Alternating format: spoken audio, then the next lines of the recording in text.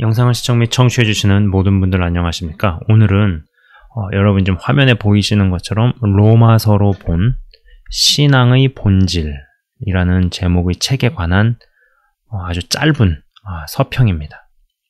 우선 저자 되시는 분이 여기 밑에 보면 정기영이라고 되어 있죠. 네, 정기영 목사님이신데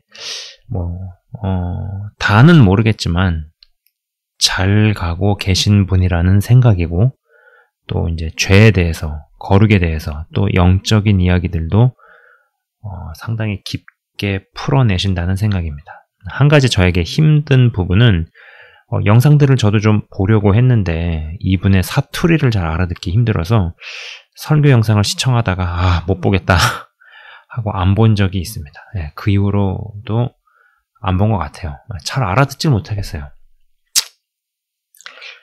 보통 로마서에서 가장 사람들을 열광케 하는 챕터가, 열광이란 말 쓰니까 조금 이상한데 아무튼 유명한 8장이죠. 그죠? 그러므로 이제부터는 너희에게 정죄가 없다. 그러면서 이제 은혜로 말미암아 구원을 받고 한 번 구원에 영원히 구원을 보장을 해주고 하여간 그런 식의 어떠한 설교, 그리스도 안에서 너에게 결코 정죄함이 없다. 이렇게 진행이 되는 이 대목. 그러나 이제 저자이신 목사님은 로마서 8장 이전에 로마서 6장을 언급합니다. 저도 굉장히 중요하게 생각하는 대목입니다.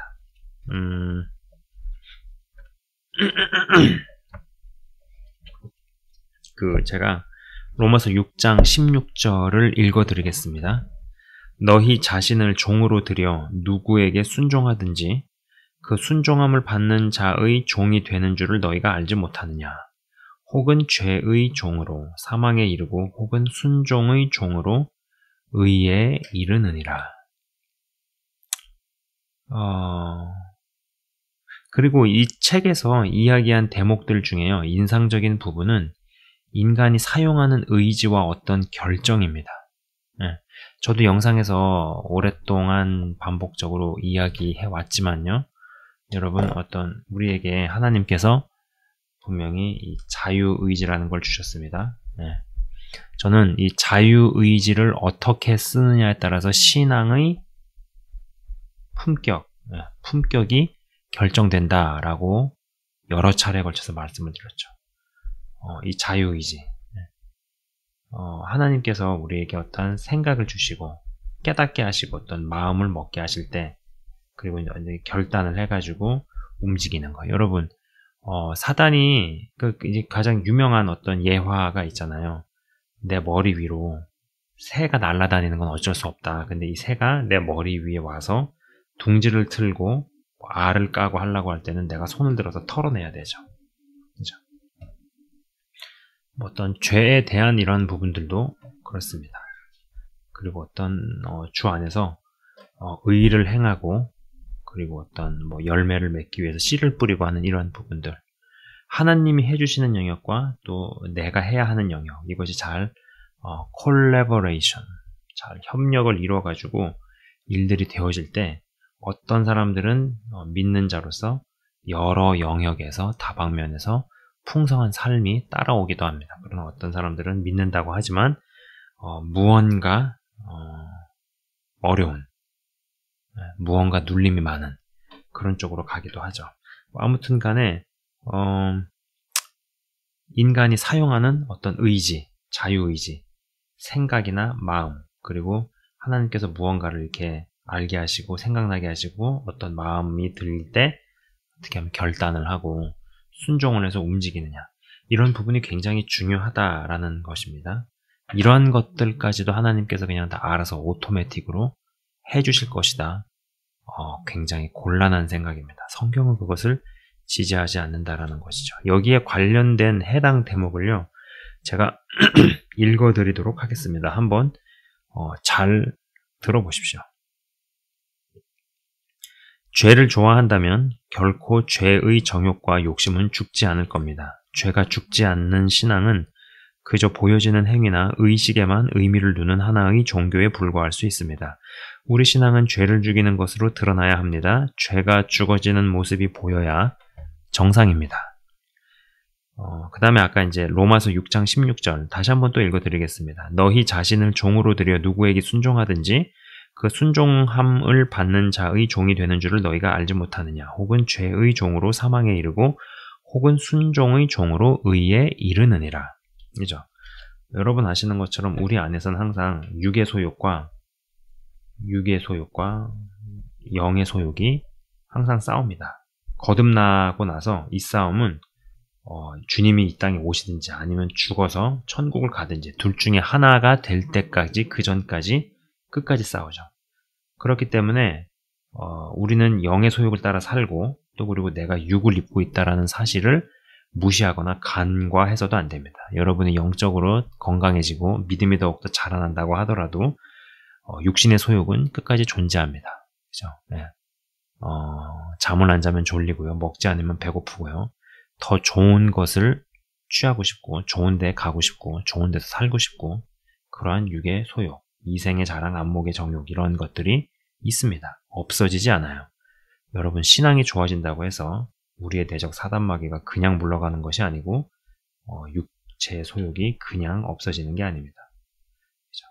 그래서 영의 힘으로 이 육의 소욕을 다스릴 수 있어야 한다라는 것이죠. 그렇게 하면서 영의 소욕, 성령의 소욕에 우리의 기관들을 내어주기 시작할 때 우리가 성령의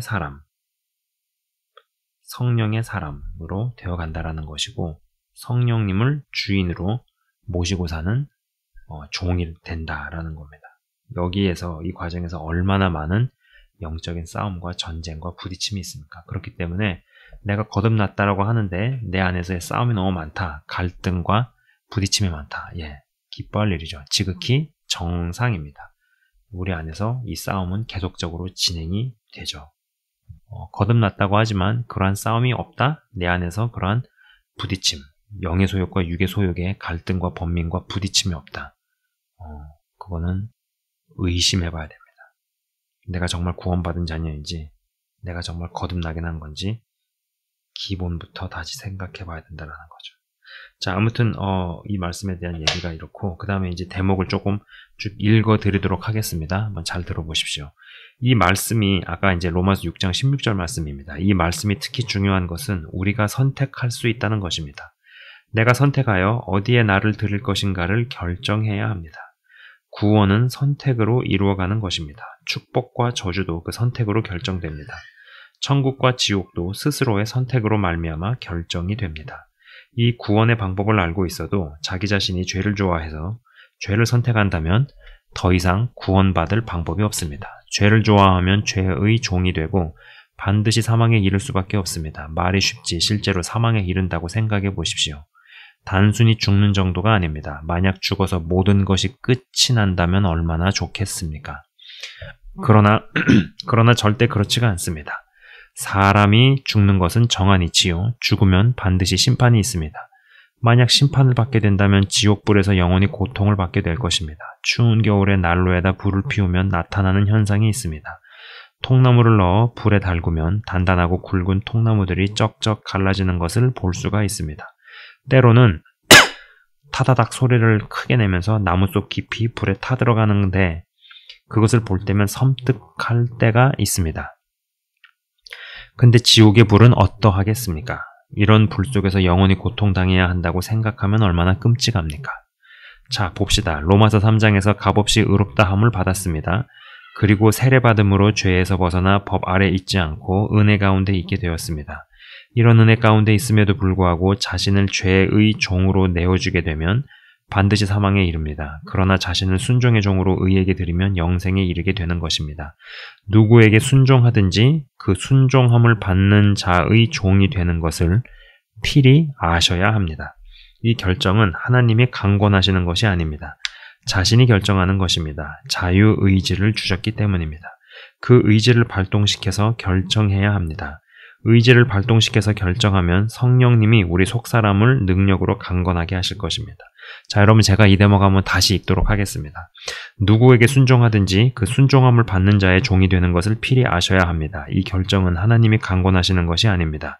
자신이 결정하는 것입니다. 자유의지를 주셨기 때문입니다. 그 의지를 발동시켜서 결정해야 합니다. 의지를 발동시켜서 결정하면 성령님이 우리 속사람을 능력으로 강건하게 하실 것입니다. 예, 의지의 싸움. 그러나 죄가 깊이 쩌든 경우에, 대물림되는 어떠한 죄의 세력이 굉장히 강한 경우에 한두 번 의지를 가지고 결단한다고 실행을 한다고 해서 이기지 못하는, 하지 못하는 경우가 많이 있죠. 네.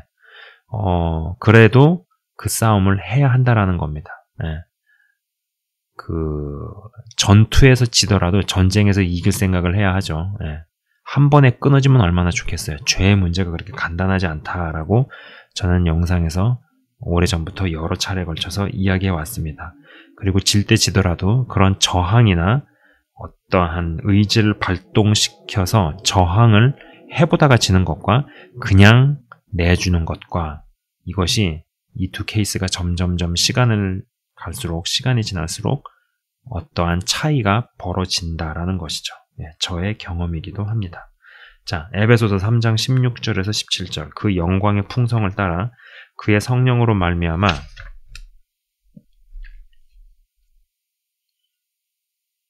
여기는 생략하도록 하겠습니다. 자, 그 다음에 이 대목도 한번 들어보시기 바랍니다.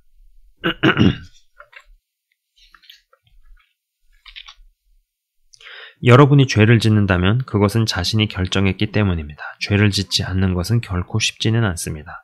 그렇지만 하나님이 우리에게 말씀하신 방법대로 죄의 몸을 죽여간다면 하나님이 기뻐하시는 의를 만들 수 있게 될 것입니다. 이렇게 의지로 결정할 때 죄의 몸에 대한 모든 것들이 우리를 강권적으로 역사하지 못하게 됩니다. 십자가의 능력으로 인해 이제 선택권이 우리에게 넘어오게 되었습니다. 마귀가 유혹은 할 수 있지만 그것을 선택하고 죄를 짓는 것은 자기 자신입니다. 그래서 어떤 유혹이 있다 하더라도 결정은 자기 자신이 하는 것이기 때문에 자기가 결정하지 않으면 죄를 짓지 않게 됩니다. 이렇게 하다 보면 점점 죄의 몸의 역사가 약해지기 시작할 것입니다. 거짓말을 거부하면 거짓말이 점점 적어질 것입니다. 성질이 점점 바뀌기 시작할 것이며 혈기가 점점 사라지기 시작할 것입니다. 몸에 있는 모든 것들이 계속해서 바뀌어질 것입니다. 물론 바뀌는 속도는 사람마다 다를 수 있습니다. 사람마다 마음의 갈망의 정도가 다르기 때문입니다. 성령님이 속사람을 능력으로 강건케 하시지만 능력으로 역사하는 정도도 사람마다 다를 것입니다. 많은 사람이 성령님의 능력은 사모하지만 하나님께 마음을 들이지는 않습니다. 능력만을 원하기 때문입니다. 사모하는 마음을 가지고 예배 시간마다 나와서 기도하고 예배드리는 자에게는 성령님은 강하게 기름을 부으실 것입니다. 그러나 사모하는 마음이나 뜨거운 갈망이 없이는 그 역사가 강하게 일어나지 않습니다. 이것을 숙지하셔서 하나님을 향한 뜨거운 갈망이 더욱 깊어져야 합니다. 만약 믿는 자가 죄를 죽이겠다는 의지를 발동하지 않으면 믿는 자라도 죄를 이길 수 없게 됩니다. 그래서 십자가가 중요합니다. 십자가의 목적은 죄의 몸을 죽이는 것인데 이 일을 지금 우리에게 넘기셨습니다. 우리의 의지가 신앙의 모든 것을 좌우할 수 있습니다. 우리의 의지로 이런 것들을 거부하며 죽여야 합니다. 여러분, 이것이 지금 행위구원에 대해서 이야기하고 있다고 생각하십니까? 네, 그렇지 않습니다. 저는 분명히 말씀드리지만 우리의 행위로 하나님의 은혜에 이를 수 있는 자가 단 한 명도 없다. 단 한 명도 없다라는 겁니다. 구원의 시작은 무조건 전적인 하나님의 은혜입니다. 그죠? 그러나 그 이후로부터 구원을 이루어 나가고 믿음이 자라는 이런 과정 중에서 분명히 죄의 소욕과의 싸움, 육의 소욕과 영의 소욕이 부딪히는 이런 가운데서 죄가 굉장히 강할 때, 아까도 여기 잠깐 이 대목이 굉장히 와닿았어요. 네. 물론 바뀌는 속도는 사람마다 다를 수 있다는 것이죠. 그죠? 그리고 어떤 죄가 어떤 사람에게 굉장히 깊은 죄 가운데 있는 사람이 있고 대물림돼서 내려오는 어떠한 그런 가정 내의 영적 기류가 굉장히 강한 사람도 있죠. 한두 번의 결단을 가지고 싸우고 버틴다고 해서 안 되는 경우도 있습니다. 그러나 중요한 것은 뭐냐? 그런 때 그럼에도 불구하고 계속 마음을 먹고 결단을 하고 하나님을 찾고, 여기도 나오죠.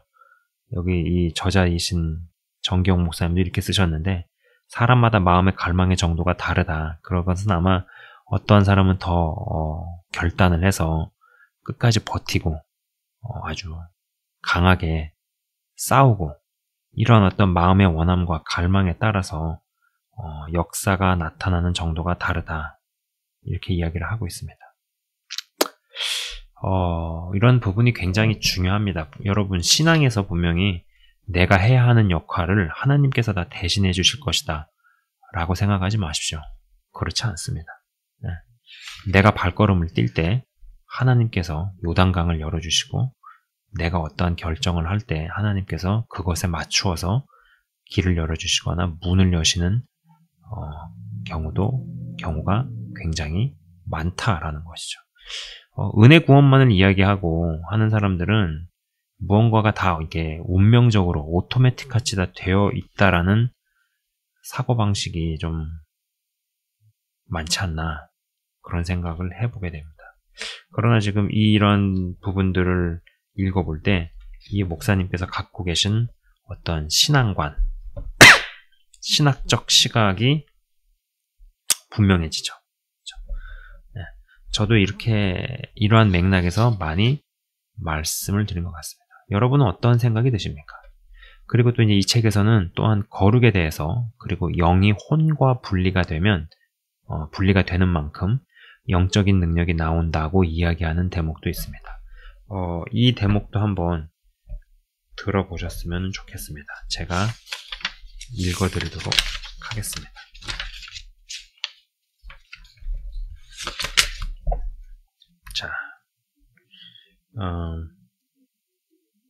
자, 한번 잘 들어보십시오.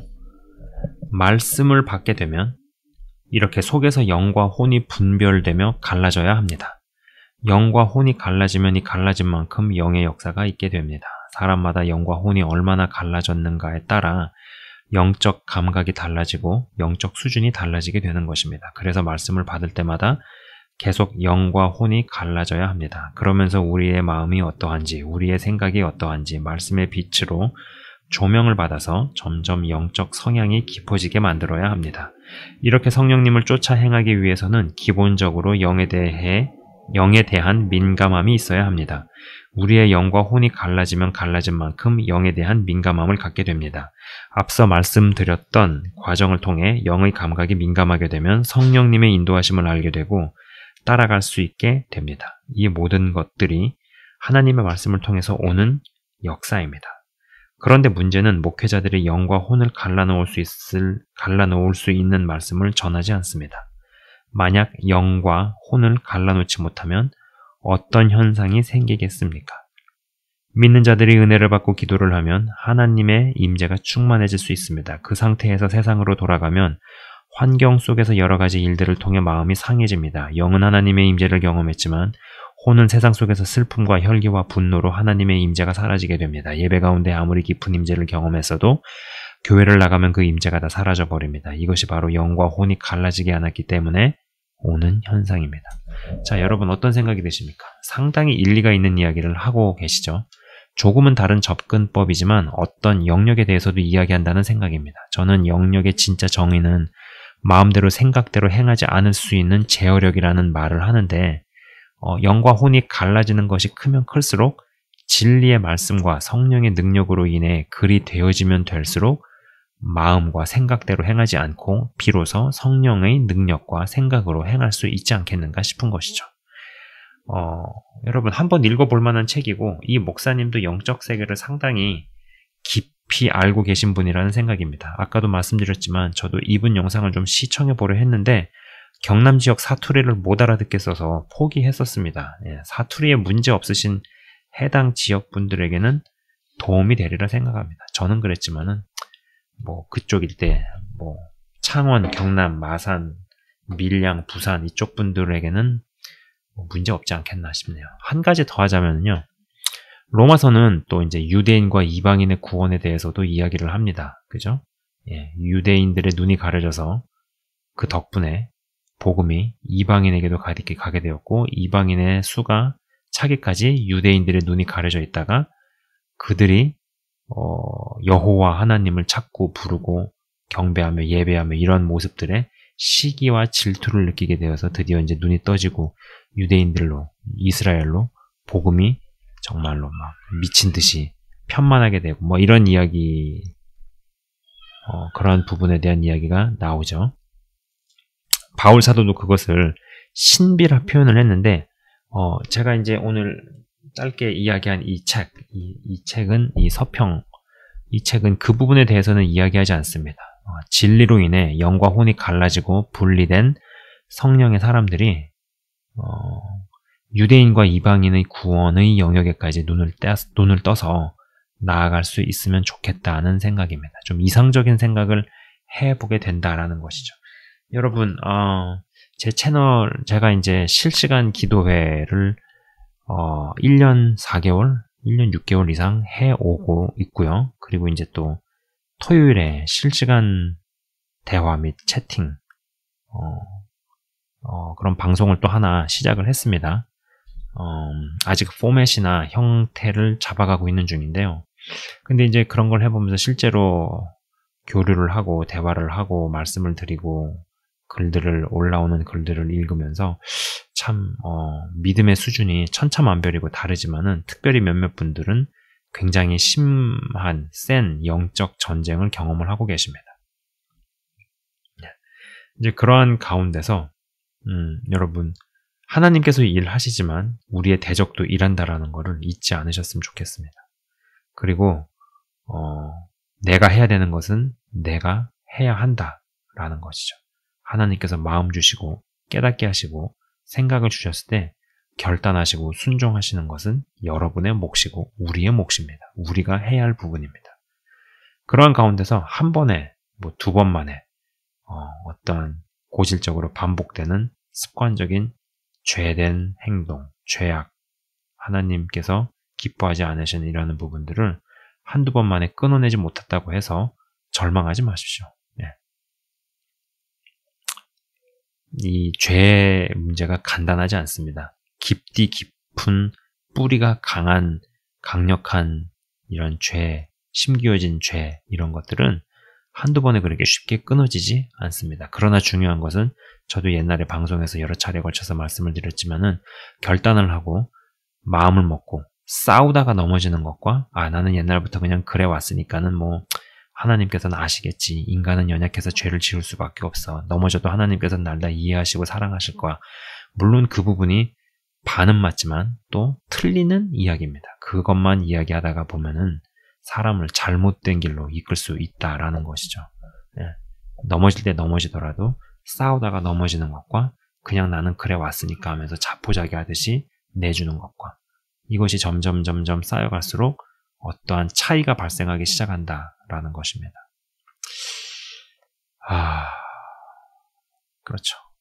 그래서 이러한 부분들에서 이제 점점 영역이 생기기 시작해서 육의 소욕을 다스리고 죄를 끊어내면서, 그리고 아까 이제 말씀드린 대로 영과 혼이 갈라지고 분리가 된 영의 힘으로 혼의 영역과 육의 소욕과 죄의 힘을 이기고 다스리고 지배하며, 그리고 성령의 소욕에 몸의 기관들을 내어주기 시작하면서, 그러면서 더 나아가서 그렇게 되어진 사람들이 이제 유대인과 이방인의 구원의 영역에까지 눈을 떠서 같이 나아갈 수 있으면 얼마나 좋을까. 또 그러한 사람들은 숫자에 상관없이 언젠가 만날 수 있으면 좋겠다. 뭐 이런 생각들을 조금 해보게 됩니다. 조금 이야기가 살짝 길어졌네요. 이상 이제 채널 이 서평에 대해서 마치도록 하겠습니다. 지금까지 시청 및 청취해 주셔서 대단히 감사합니다.